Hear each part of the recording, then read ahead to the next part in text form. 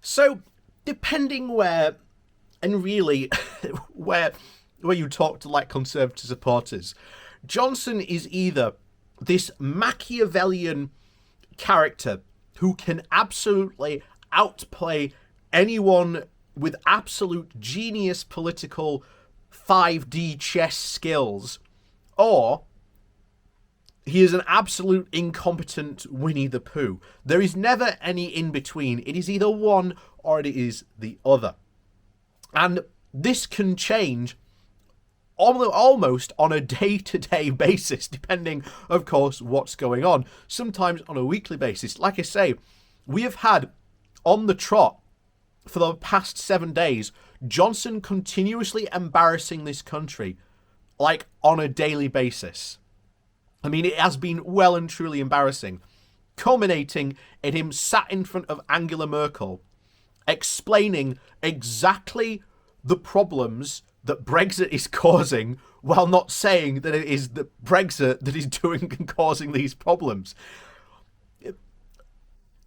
Like I say, it's truly an unbelievable spectacle, but that's the situation that we have got to in this country. The fact that we can now see, and even politicians can see, yes, Brexit is causing these problems, and they can even describe the exact problems that is, causing these problems, but it's almost as if they've got some sort of Brexit stammer, where they cannot simply say the word Brexit, but they are allowed to describe the problems that Brexit is creating. They're just not allowed to say the B word, or again, they just can't physically say it.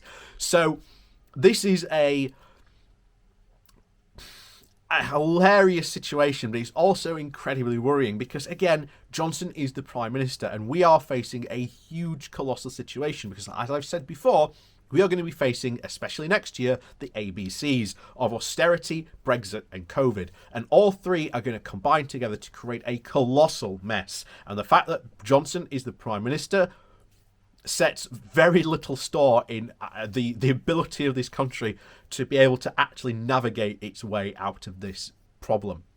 So we're going to jump into today's article then, but before we do that, please do remember to hit that like, share and subscribe button, and of course down below there is a link to my Patreon page as well as a one-off donation link called Buy Me a Coffee, where you can, buy me a coffee. And as always, thank you very much for watching and supporting the channel as well. So on with the show. So this comes from the Byline Times. The title is From Machiavelli to Winnie the Pooh. Johnson's unfitness is confirmed, but why only now? Cunning Dominic Cummings wants to set the record straight. He knew Boris Johnson was rubbish from the start, and that was precisely why he backed him. In a signature-style rambling of over 4,500 words, the Substack newsletter sent out today, Cummings gets a further chapter of his first draft of his history out. Most of all, he defends his decision to go into Downing Street in the summer of 2019 at the behest of the new Prime Minister, and became his new key advisor, saying, "Some pundits have suggested I'm an idiot because I didn't understand Boris's character until the late 2020, Cummings writes, before making a detailed, admittedly convincing case that he always knew otherwise. In this analysis, Johnson is less Jekyll and Hyde, and more Pooh Bear and Machiavelli. Pooh Boris, or Boris Normal as Johnson dubs him, is all too frequently wins out. This is the Johnson who believes that making an announcement means that he has made a policy. It's this Prime Minister who briefs against his own government to newspaper editors and WhatsApp groups, a chaotic clown known as the Trolley, at Downing Street because he swerves about, bashing into things, causing general chaos. This Johnson has the carried forever at his ear, guiding and cajoling him, and presumably trying to get him dead against all the good ideas that Cummings had proliferated to make Britain a much better place. The Machiavelli Boris, or Boris self-aware, as is completely a different beast, a canny operator who is always hell-bent on getting the crown, and in this king of the world, he's a man willing to push immigration to the top of the Brexit agenda if it will win the EU referendum and secure his ambition. A ruthless operator who won the Conservative leadership, is able to set out a crystal clear strategy to Cummings. He knows his limitations and his strengths, and this is the Johnson who needs Cummings, who wants him to put the old team back together. This is the Prime Minister who will go along with what Carrie whispers in his ear and then call and tell Cummings to do something completely different once she's left the room. This Boris, according to Cummings, is the willing to, quote, smash the system to survive. And then comes the coup de grace. Neither mode has any interest in either policy or governing for their own sake, Cummings writes. All he ever showed was any constant interest in was building more trains, buses, bike lanes, and the world's most stupid expensive tunnel from Ireland to Scotland. If only had there been some clues, if only Boris Johnson's biography had offered up some hint as this were the case.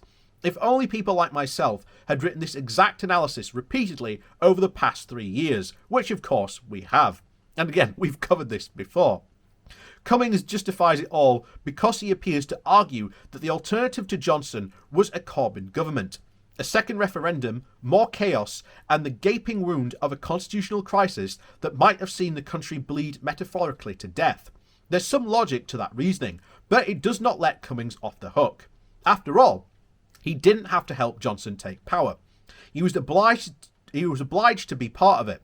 If he knew, as he claims, as he does, and I believe him, that Johnson was useless and that there would be a chance that the Pooh Johnson would eventually win over the Machiavelli Johnson, then why did he offer his services? Cummings seems to have an answer for that, as he does with everything else. For in his brief involving the government, he argues he affected some real change. Science and technology are now central to national policy, with much higher budgets, he writes. Really, I wonder why that might have happened in the midst of a global pandemic. But Cummings' crowning achievement in this was to, quote, say that we solved the constitutional crisis. Yes, by backing Boris Johnson, Dominic Cummings solved the constitutional crisis, the one thing that has hung like an albatross around the UK since the June 2016. Born of the EU referendum that caused such turmoil and mayhem and turned the nation against itself in all intents and purposes, a civil war. The one thing that he, Dominic Cummings, and his cronies at Vote Leave caused. The one thing he won with lies and the infamous red bus of the $350 million a week for the NHS. There's unfortunately far more to this to come, and there will be far more substacks, more words and justifications and accusations and counter-accusations. Cummings likes to talk a lot about the people and democracy and, quote, the shaking up of Whitehall, but lacks the self-awareness to realise that he played a critical part in undermining the first two, even as he has become the nation's best-known Mandarin. He adds that it is unfair to criticise the media for not seeing through Johnson's masks, but it is also too disingenuous. Many of us were pointing out the naked emperor long before he actually became Prime Minister, and while it's great to now have the tailor standing next to us, I doubt it will make a bit of difference.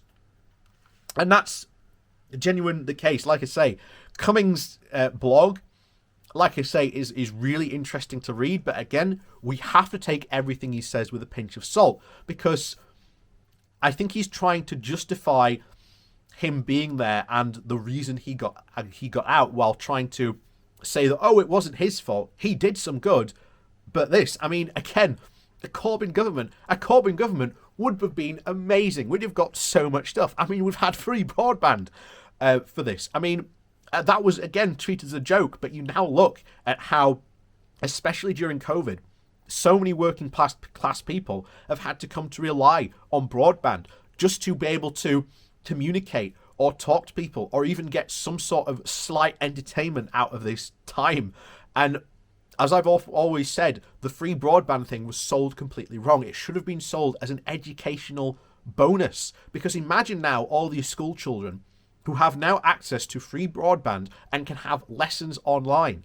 Yes, it's not the same as having like in-person in classroom lessons, but there wouldn't have been so much trouble. And trust me, I know teachers who are come from disadvantaged backgrounds, but will teach, shall we say, in those disadvantaged areas, who themselves were saying, look, we had pupils who literally could only be on for an hour because that's literally how much data they had in order to get through the month for their lessons. And how, again, I want to stress this point, how much this pandemic has critically damaged the educational prospects for so many working class children throughout this country. And that is going to be, I think, the biggest crime to come out of this pandemic. And the fact that the government shows no interest in helping these children whatsoever.